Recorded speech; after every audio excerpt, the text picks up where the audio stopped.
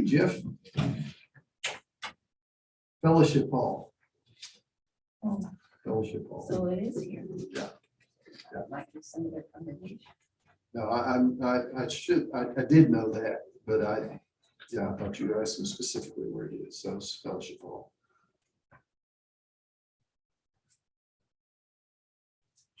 All right. Here's an old joke. Yes, it's a joke. It's not. It's not really a joke sometimes that preachers quit every Monday morning. Okay. That after an exhaustive day on Sunday, that many come in, what they got was an older lady complaining about the thermostat. Somebody saying that they parked in the wrong spot, and nobody said anything encouraging about their sermon. So they're ready to quit. Now, again, that is part humor, part probably truism to that. I had a young man here at Greenlawn approach me this week. He's trying to decide what career track to start on. And so he wants to sit down with me and talk about being a preacher. And if that's something that he thinks that he would be interested in, I'm excited about talking to him about that. Because as we're going to find out in question number 1, that is not always what is encouraged. And as we're going to see from the life of Jeremiah, that Monday morning desire to resign, Jeremiah knew what that felt like. Because what we're going to read tonight from Jeremiah is the times that he felt like saying, I quit. Okay? So let's get into question number 1. On a few occasions, I have had parents approach me asking me to dissuade their son from wanting to go into ministry. What are some reasons why a parent might do such a thing? Money. What do you mean money? They're not gonna make much money. And according to some parents. Okay. Some people may want to protect their child from financial struggles that may come. It's part of the reason that I got extra schooling, and because I wanted to be self-supporting. That was actually my intention coming out of college, to be an accountant who preached, and I would be self-supporting. Didn't turn out that way. But that's what I had in mind. So financial issues. Why else might that? Well, you kind of alluded to that it's kind of a thankless job at times. Yeah. Oftentimes it is a thankless job for ministers. Ministers oftentimes have to deal with a lot of complaints and are oftentimes in no position to do anything about the complaints. Jimmy? Well, I remember when I was thinking about being a minister and I was taking some classes at Sunset. And one of the things we did was go around to local congregations to give a lesson. And the scrutiny, the microscopes came out. And I can't explain that feeling, but I didn't have the microscope when I was sitting in the pew, but I had the microscope when I was the one giving the lesson. And that was a very unnerving feeling to me. It's like I had to beg, borrow, and steal to even get over there, so to speak, because everything needed funds, and the preacher didn't have much funds when you're starting out. So that was just an eye opener to me, to be kind to the minister. All right. A lot of times getting up in front of certain groups This is literally done to some degree, but it feels even more so. It's like,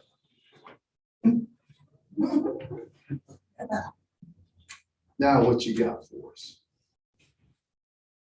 And so the scrutiny that goes into it, as Jimmy has said, is not only intimidating for some, it's off-putting. Okay? That here I am trying to do something good, and rather than be supportive, you're grading me. Okay? And oftentimes lunchtime becomes the ultimate grading opportunity, right? As people have preacher for lunch. Okay? They used to, they don't anymore. Okay? Right? Hopefully they don't here. But I know that still goes on. See, there was a time when preachers were put on a pedestal. I don't know that was healthy either. It was considered a high calling. The earliest colleges, Harvard, I mentioned on Sunday, was established to prepare preachers. But because of preacher failure, okay, the guys have failed in their work, and the secularization of culture, preachers are not always very esteemed. So a parent might want to save their son from being marginalized. We talked about financial struggles, the challenges and expectations that people have of ministers. Many men are not gifted or prepared to do some of the things that church members will expect them to be able to do. Laurie and I had been married for a month when I started my first full-time preaching job. Within 2 weeks of us moving there, a couple came to me. So I was 23 and been married 6 weeks. And a couple came to me and said, we're having marital problems. Now fix us.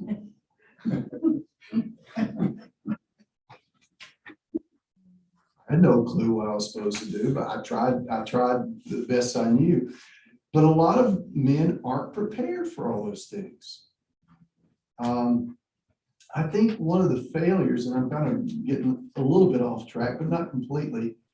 One of the failures of both our universities and preaching schools is that I think they do a great job of preparing young men academically, but not for the practical aspects of ministry that can devour young men and discourage them to the point that they want to quit, which is where Jeremiah was. So let's read some of the things from Jeremiah. Jeremiah 18 through 23. Somebody read those verses, please. Then some people said, come on, let us consider how to deal with Jeremiah. There will still be priests to instruct us, wise men to give us advice, and prophets to declare God's word. Come on, let's bring charges against him and get rid of him.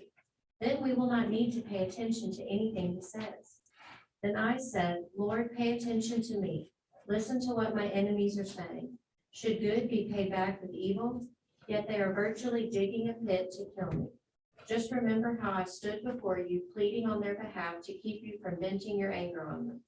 So let their children die of starvation. Let them be cut down by the sword. Let their wives lose their husbands and children. Let the older men die of disease, and the younger men die by the sword in battle. Let cries of terror be heard in their houses when you send bands of raiders unexpectedly to plunder them. For they have virtually dug a pit to capture me, and I have hidden traps for me to step into. But you, Lord, know all their plots to kill me. Do not pardon their crimes. Do not ignore their sins as though you had erased them. Let them be brought down in defeat before you. Deal with them while you are still angry. Okay, well, I understand Jeremiah's feelings, the plotting of people trying to undermine him and and discredit him, but I don't remember ever praying that their children are given over to famine or their wives be childless and widows. That's a little bit intense, is it not? But David used some of that absolutely vicious things in his poetry when he was in the bottom of the pit. Yeah. Yeah, and I think most of, and even though it's not exactly godly or Christ-like, I think most of us can relate to the feelings that come sometimes that we're not necessarily proud of, but we feel it. And he's being honest about what he's feeling right here. Jeremiah was known as the weeping prophet. He endured threats, assassination attempts, insults, and imprisonment. How did he earn his nickname?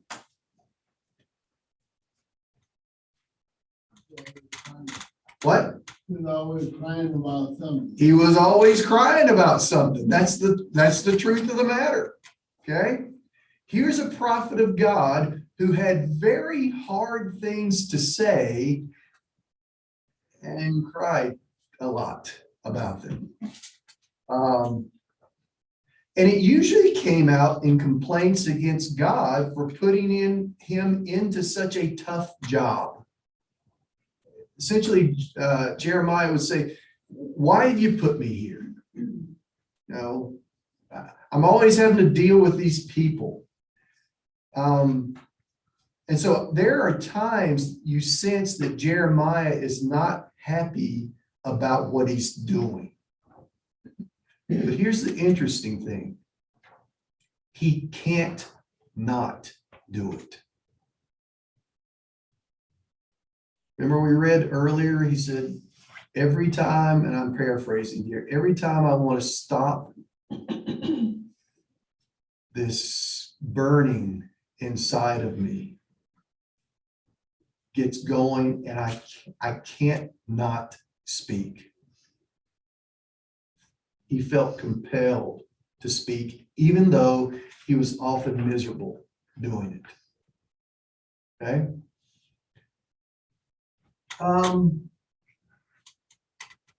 And act like I'm not the preacher right now, okay? But what kind of reaction, or I want to say sympathies, does this develop for you when you read Jeremiah as a preacher of God's word? How does that affect you? Hearing the anguish that he feels. Sometimes it breaks your heart to look at what Jeremiah was going through. But I was going through something similar. So I know the hurt and the pain. Mhm. But I feel for the guy. Yeah. Others. I mean, you've been in the saddle before, Dennis, so you can relate to him in many respects. I remember when I was on the benevolence team at one point, a different congregation, and after that preaching experience that I was telling you about, when they came asking for money, I gave abundantly. I said, let's do it. They need it. Mm. I mean, I came away from that knowing from experience what you had to do to even go to those classes. They expect you to do no other work, yet chase all this money that you need to survive, and very little people will let go of it. So when I was in that position, I said, you let them have it, double it, triple it, just do it, because they need it. So your experience changed how you saw and did work in benevolence. Someone else, how does hearing what Jeremiah has to say about his job as a prophet affect how you see preachers and preaching? Again, act as though I'm not the preacher right now. And just kind of shoot at it. It makes you want to have more empathy for what they're going through, and also to be more encouraging. You're doing a fantastic job there. That's exactly what I was looking for. That was exactly. Thank you so much. Other times they can be big babies though, you know. That's not what I was looking for. No, you're gonna hear me say in just a few minutes, I love Jeremiah.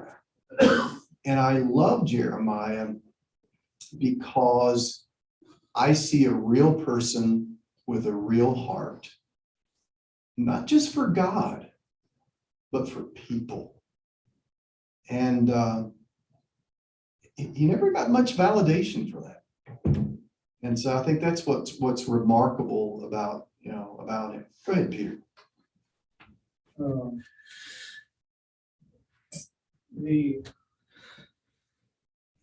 There are lots of people on the preaching field that have got great hearts. And yet amongst the whole fraternity, okay, not everybody can be a home run hitter. You can't, that doesn't mean they can't be useful, but they can't be, but so you have to deal with that. If at some point as you look at yourself, you say, well, I'm not one of those home run hitters. I'm not as eloquent as some of the other guys. I'm not as good looking as a lot of them. I don't have the best diction, but there's room in the brotherhood for brothers who are not home run hitters all the time. And so what I always look for is for that, the sincerity of heart of that person. Because if that person and his wife, jump in there with all their heart, I've seen very few congregations not rally around that person. And we also know that the home run hitters now make 6-figure numbers, and we've seen it here with youth ministers.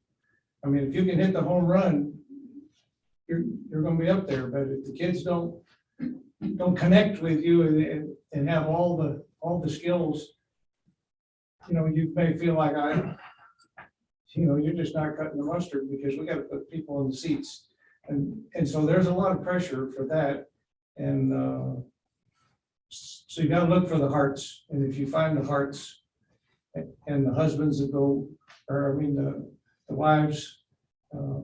They don't all have to be home run hitters if they're all, devoted to their work and they love the Lord and they have a camaraderie with their fellow preachers.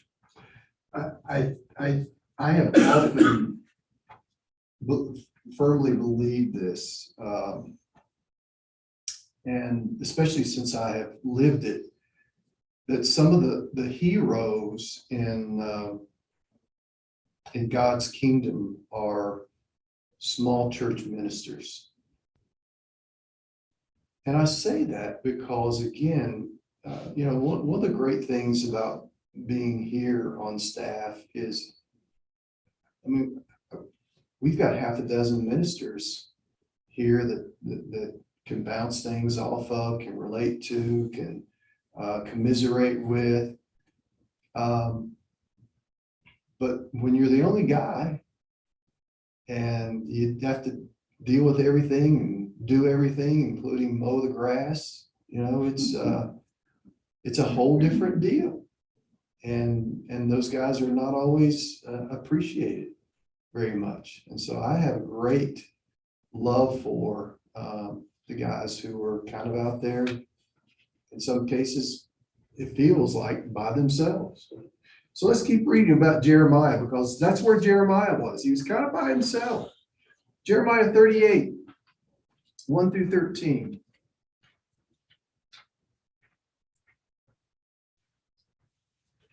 Jephthah, son of Matan, Gedaliah, son of Pashur, Jehudah, son of Shelemiah, and Pashur, son of Malchijah, heard what Jeremiah was telling all the people when he said, "This is what the Lord says. Whoever stays in this city will die by the sword, famine, or plague. but whoever goes over to the Babylonians will live. They will escape with their lives, they will live. And this is what the Lord says. This city will certainly be given into the hands of the army of the king of Babylon, who will capture it. Then the officials said to the king, this man should be put to death. He is discouraging some soldiers who are left in this city, as well as all the people by the things he is saying to them. This man is not seeking the good of these people, but their ruin. He is in your hands, King Zedekiah answered. The king can do nothing to oppose you. So they took Jeremiah and put him into the cistern of Malchijah, the king's son, which was in the courtyard of the guard. They lowered Jeremiah by ropes into the cistern. It had no water in it, only mud, and Jeremiah sank down into the mud. But Ebed-Melech, a Cushite, an official in the royal palace, heard that they had put Jeremiah into the cistern. While the king was sitting in the Benjamin gate, Ebed-Melech went out of the palace and said to him, my lord the king, these men have acted wickedly in all they have done to Jeremiah the prophet. They have thrown him into a cistern where he will starve to death when there is no longer any bread in the city. Then the king commanded Ebed-Melech the Cushite, take 30 men from here with you and lift Jeremiah the prophet out of the cistern before he dies. So Ebed-Melech took the men with him and went to a room under the treasury in the palace. He took some old rags and worn out clothes from there and let them down with ropes to Jeremiah in the cistern. Ebed-Melech the Cushite said to Jeremiah, put these old rags and worn out clothes under your arms to pad the ropes. Jeremiah did so, and they pulled him up with the ropes and lifted him out of the cistern. And Jeremiah remained in the courtyard of the guard.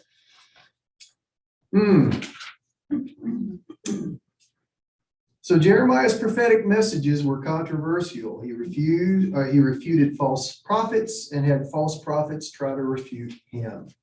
Some people wanted to silence him by killing him or putting him in prison. What was so controversial about Jeremiah's message? What do we see here in this chapter 38 that was controversial? He was demoralizing the troops. Yeah. We got King Zedekiah, we got to put this guy out of our misery because he is demoralizing the people. So that's one of the things that made him controversial. What else? And by the way, when we say he was demoralizing the people, what Jeremiah was doing is he was speaking a message of judgment. And no one wants to hear that, even though it's the most loving thing that a person could do when God has sent that warning. It's the most loving. I mean, I think about this. I try to use analogies. If you were walking on the train track with a headset on, and a train was coming, what is the most loving thing I could possibly do? Shove me off. Shove you off the track. That sounds like almost like a vicious attack. But I'm saving you from danger. That's what Jeremiah was doing. And they had no appreciation for it. Okay. What else made his message controversial? Was the complete opposite of what all the other religious leaders were saying. What was good, telling them that it's all bad. Yeah, his message was the opposite of all that the false prophets were saying. They were crying peace, and Jeremiah said, there's no peace. We're going to fall. We're going to die here. And so he told the Israelites, and this was what got him into trouble with, again, some of the political leaders. He told the Israelites to surrender to Babylon. And he said to them, yes, they would end up going into captivity, but they would survive. He said, if you do anything else, that you won't survive. If you don't surrender, you won't survive. And that sounded risky to the people, and it was against what they wanted to do. It was against what the false prophet said to do. And so Jeremiah is this kind of lone voice in the midst of all this, telling people what they need to hear, but not what they want to hear. Isn't that the most cruel thing you could do, is to tell somebody what they want to hear, but it puts them in danger? And yet that's exactly what the false prophets were doing. So you got Jeremiah, who's being loving because he's warning, and you got these other people who are being self-interested and maliciously self-interested because they were telling people what they wanted to hear. It was a messed up world, right? We have some of that going on still. All right, Jeremiah chapter 20. 14 through 18. Cursed be the day I was born, and the day my mother bore me, not be blessed. Cursed be the man who brought my father the news, who made him very glad, saying, a child is born to you, a son. And that man be like the towns the Lord overthrew without pity. May he hear wailing in the morning, a battle cry at noon. For he did not kill me in the womb, with my mother as my grave, her womb enlarged forever. Why did I ever come out of the womb to see trouble and sorrow and to end my days in shame?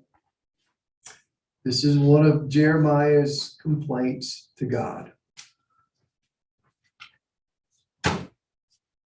Why was I even born? I wish that night had never come.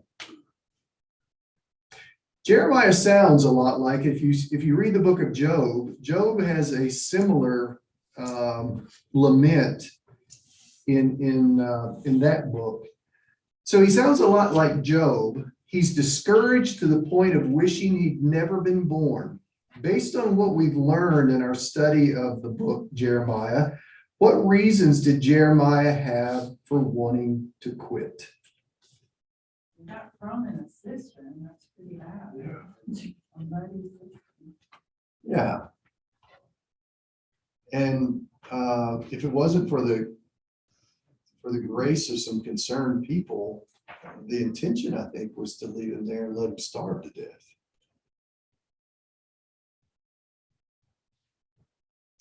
That'd be a pretty miserable one. I mean, just imagine you're upright all the time. How are you going to sleep? Lean back against the wall of the cistern? I don't know, but you're miserable circumstance. For what? Telling people the truth. It reminds me again so much of a foreshadowing of Jesus. He's crucified for what? For expressing his love for humanity and telling the truth. So Jeremiah's, he's wailing about the miserable circumstances of his life. One, because he's been thrown into a cistern. What else? Does he have? All this time in the city, he was laughed at and mocked and yelled at, and then it sounds like all his time alone he spent weeping about it. So he must have been completely, miserable. I mean, not even to have a single person come up to you and be like, hey, keep doing it. I hear you. I don't know about these other guys, but keep doing what you're doing, for everybody. Yeah, Gotta be lonely. I don't remember reading in Jeremiah where he had even one person do that. You're right. So again, he's unpopular, so people mock him. He wasn't respected. People didn't listen to him. What else? Sad part was that he really was wanting to help his people and love his people, and a lot of times that's what hurts the most, is when you're trying to help, you're trying to do your best to change the situation, you're rejected. Yeah, if we had read the whole entirety of Jeremiah's complaint, we would have started over in verse 7. I'll just read this first part. You deceived me, Lord, and I was deceived. You overpowered me and prevailed. I am ridiculed all day long. Everyone mocks me. It's almost as if though Jeremiah is saying, I didn't sign up for this. You didn't tell me this is what it was going to be like. And so he knows the messages that he's sharing are hard to share. He knows that. And what I find so, again, lovable about Jeremiah is he felt compassion for the people he preached to. God's judgment weighed on him. He didn't take delight in this. It was heavy for him to tell people, repent, or we're going to be destroyed. Turn to Babylon, or you're not going to survive. This was not a joyful message for him to share. And out of his compassion, he felt for his listeners. He didn't feel for him, but he felt for them.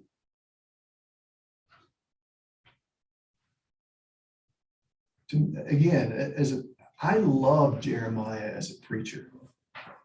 I'm always encouraged by Jeremiah when I read because of what he endured. It was encouraging that Melech recognized him and that he'd been treated badly. He went to the king, and the king said, go get 30 men and get him out. There is their graceful soul who took interest in his well-being. Let's go to the very first of the book. I mean, this is how it starts out. Somebody read 1 through 9.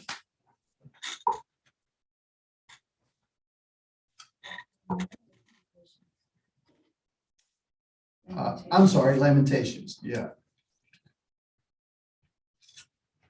This is more of Jeremiah's weeping.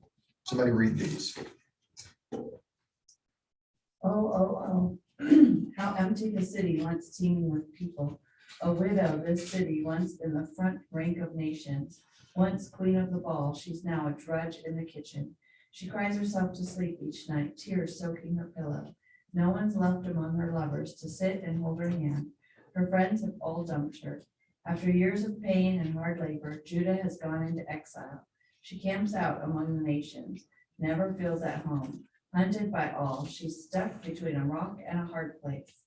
Zion's roads weep, empty of pilgrims headed to the feast. All her city gates are deserted, her priests in despair. Her virgins are sad, how bitter her fate. Her enemies have become her masters. Her foes are living it up because God laid her low, punishing her repeated rebellions. Her children, prisoners of the enemy, trudge into exile. All beauty has drained from daughter Zion's face. Her princes are like deer famished for food, chased to exhaustion by hunters. Jerusalem remembers the day she lost everything, when her people fell into enemy hands and not a soul there to help. Enemies looked on and laughed at her helpless silence. Jerusalem, who outsinned the whole world, is an outcast. All who admired her despise her now that they see beneath the surface. Miserable, she groans and turns away in shame. She played fast and loose with life. She never considered tomorrow, and now she's crashed royally with no one to hold her hand. Look at my pain, O God, and how the enemy cruelly strikes. So this is afterwards. Jeremiah wrote Lamentations. It is a broken-hearted picture of a devastated Jerusalem after Babylon was finished with it. So I want you to imagine Jeremiah's walking the empty streets. Maybe even bodies scattered on the empty streets, rubble everywhere. And he writes about it. And he's brokenhearted about it. How does this affect your view of Jeremiah as a prophet? Makes me feel really sad for him. He must like really feel like a failure about his record. Yeah, he may have. And, you know, he did what he was told to do and it did nothing. Really loved the people. He really loved them.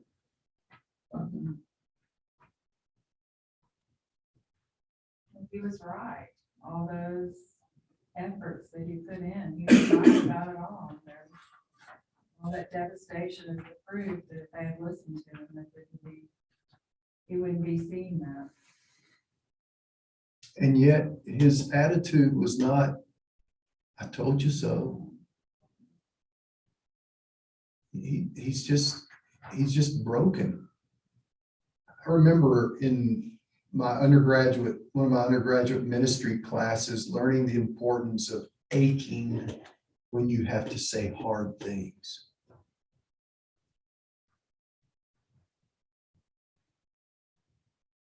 That when you know you have to say hard things, it's not something you rejoice about. It's something it's gut wrenching to have to say it. I think Jeremiah ached as he declared God's judgment. He never wished this devastation upon the people. It touched him personally. He grieved. He wept. You contrast that to the Pharisees in the New Testament, they kind of seem to enjoy condemnation. Yeah, these people deserve what they get, a bunch of sinners.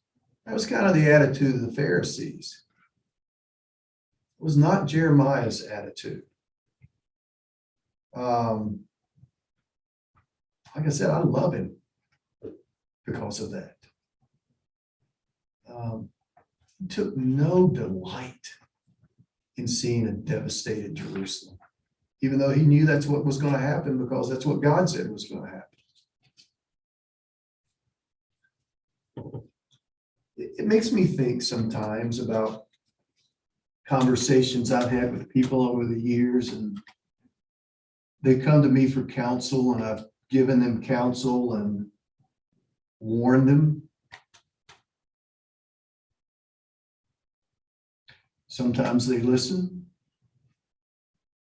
sometimes they don't. And when they don't, the mess that I told them that would happen happens. I don't take any delight in that at all. It grieves me. In fact, in some ways, it makes me more sad than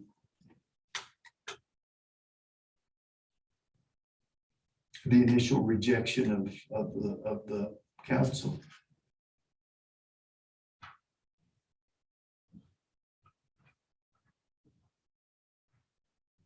And so I think in a way through Jeremiah, we get a view into the heart of God.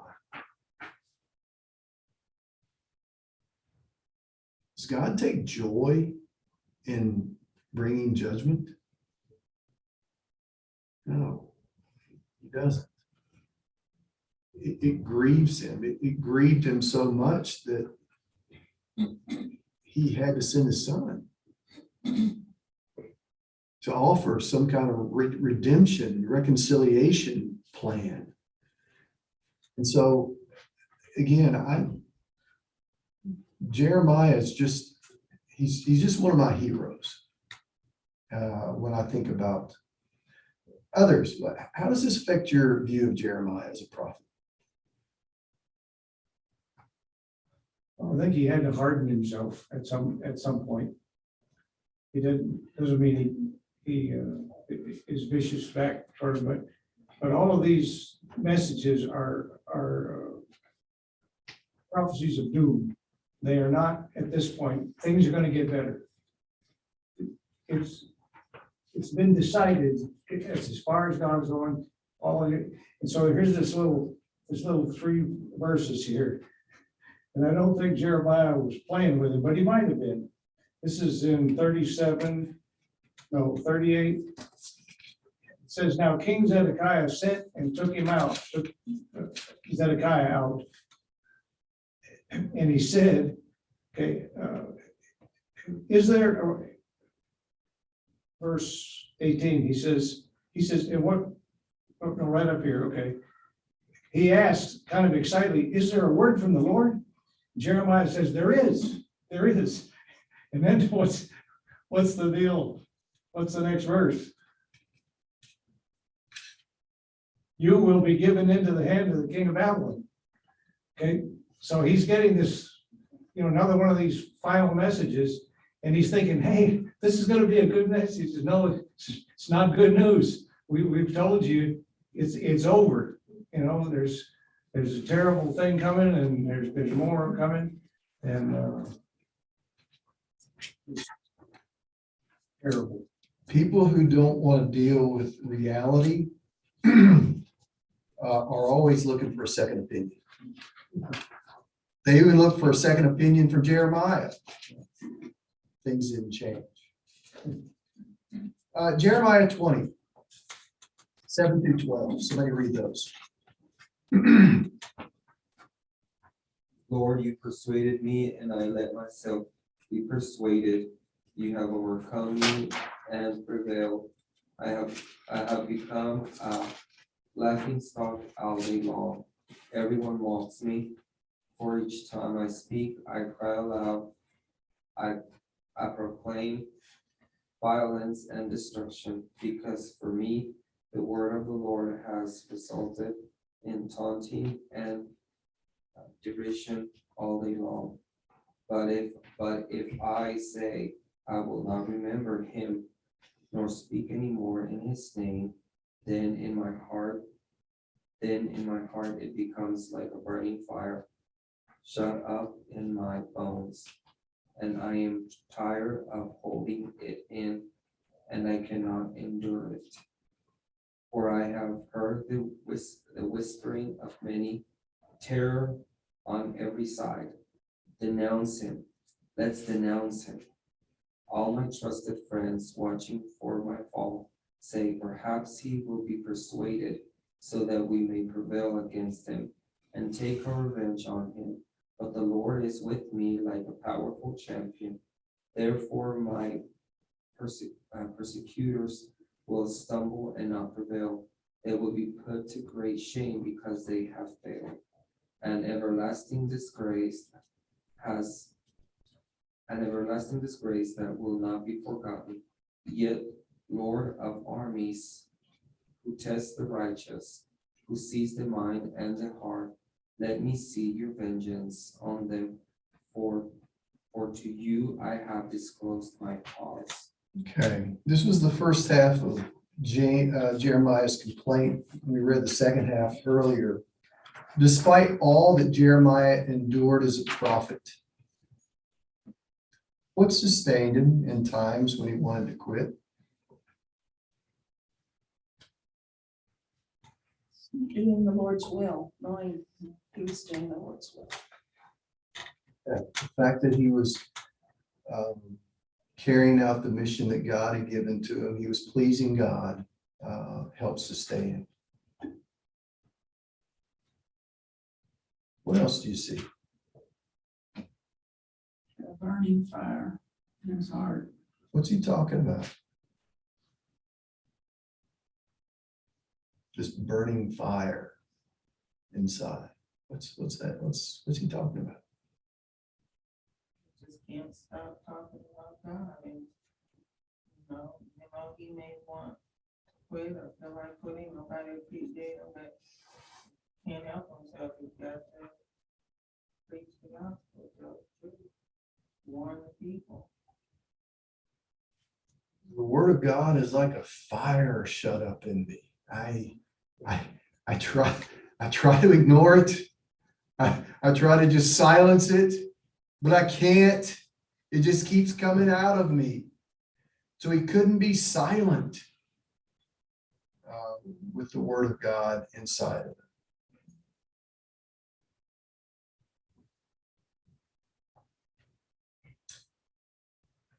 And so pleasing God, the word of God within him, the presence of God in his life. God often had to talk straight to Jeremiah to get him to quit whining. Okay, we didn't read that part tonight, but oftentimes God had to be pretty firm with Jeremiah. But God always provided an abiding presence for Jeremiah.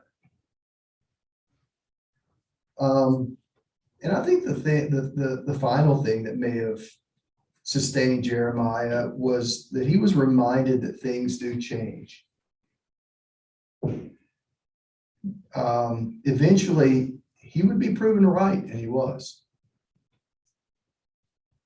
He would be taken care of, and he was. What's interesting, what's fascinating to me in reading this is that Nebuchadnezzar, the Babylonian king, you want to make sure, is Jeremiah taken care of?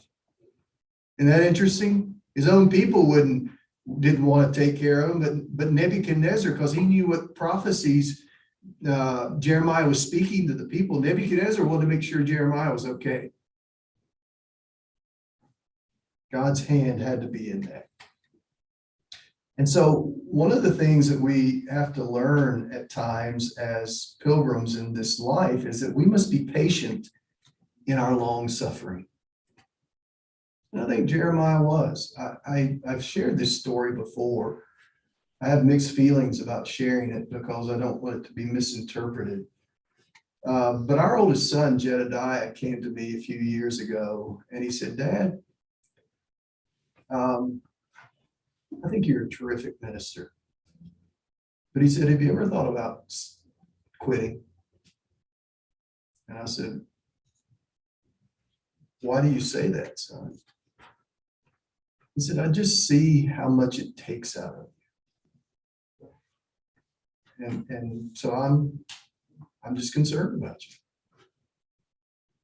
you. And I said, that was touching that he was interested in that. But one of the things I told him is that the times that are trying and difficult are not times to quit. They're actually times to kind of buckle up and buckle down. That doesn't make any sense at all, does it? But at least you, I think, understand the sentiment there. I read this, I read Jeremiah, and I just, I think about how his relationship with God grew. Because that's the only one he ultimately had to depend on. And sometimes in our pilgrimage through this life, he's all we got. And you know what? That's enough. That's enough. And so we need to remember that as we go through life. Maybe cry like Jeremiah did every now and then, be okay. But persevere, because God's there and he's enough. So let's finish with this question. A minister's life is a mixture of being a priest and being a prophet, talking to God for people and talking to people for God. Just as we see in Jeremiah's life, a faithful messenger will not always be a popular messenger. What would you tell a young man who wanted to enter ministry, especially after tonight? Are you sure? What would you tell him? Okay. It's an honest picture. Just be faithful to God. What's that? Just be faithful to God. Just be faithful to God. That's good. That's good. What How thick else? is your skin? What? How thick is your skin? How thick is your skin? People are not gonna, What? and people are not gonna like you. Many people are not going to like you, so you're going to give a realistic picture as well. Preachers and their families are so in a spotlight sometimes, and unreasonable expectations are placed on them for their behaviors and actions. I'm having a conversation tomorrow evening with a young man who's going to be asking me these questions. If I use all your suggestions, I'm thinking he may, look for something else to do. What else would you tell him? Mike Harden one time said, if you come alive while you're doing something, like preaching, then basically God's gonna give you the strength to light your path, to give you the endurance. Because that's what you're meant to do. And you know when you come alive when you're doing something. And it's like the fire that Jeremiah was talking about, but in his case, it's bittersweet. I'm doing what God wants me to do, but man, this is hard. Mm. But it won't always be that way Mhm. in most instances, but it could be. Say, if you're looking for a profession, you feel like you're gonna be appreciated all the time, being a minister is not it. You have to do it for the love of God and the love of people, because you're looking for people to always appreciate you, always compliment you, it's not gonna happen. So do it for the love of God and people. See, you're saying something that's very seductive about ministry. When you're a young guy and you're just, hang with me for just a couple more minutes, and you're just, doing kind of fill in or just doing a very little, you get a lot of affirmation. Oh, you're doing so good. Great job. Great job. This is great. This is what we get every time we preach. No.